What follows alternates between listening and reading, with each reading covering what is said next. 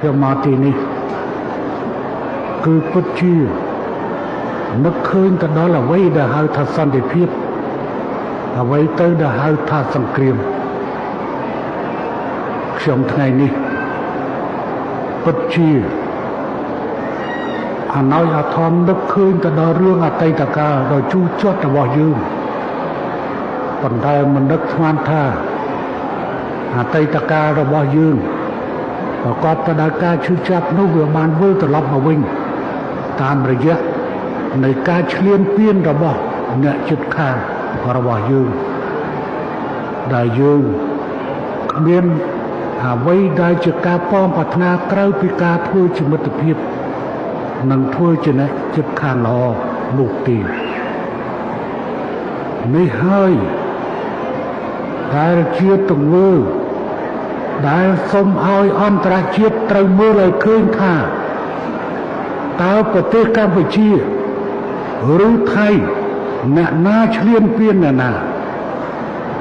តើថៃមានបានជំនះប្រជាជនរបស់ខ្លួនចេញពីព្រំដែនទេ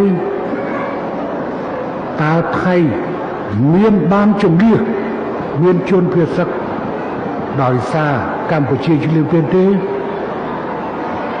នៅទីនេះគឺជាសាក្សីរស់សម្រាប់បង្ហាញទៅកាន់ពិភពលោកថាកម្ពុជាគឺជាប្រទេសរងគ្រោះដោយសារការឈ្លានពានរបស់កងទ័ពថៃ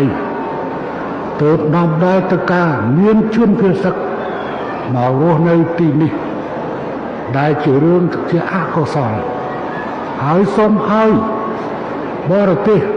ទាំងឡាយដែលប្រកាន់សច្ចធម៌និងនិយមសន្តិភាពមើលឃើញឲ្យបានច្បាស់នៅទុក្ខសោកដែលប្រជាជនកម្ពុជារងគ្រោះដោយសារការឈ្លានពានរបស់កងទ័ពថៃយើងប្រាថ្នាធ្វើជាមិត្តប៉ុន្តែគេចិញ្ចឹមចិត្តម្ដងហើយម្ដងទៀតដណ្ដើមទឹកដីរបស់យើង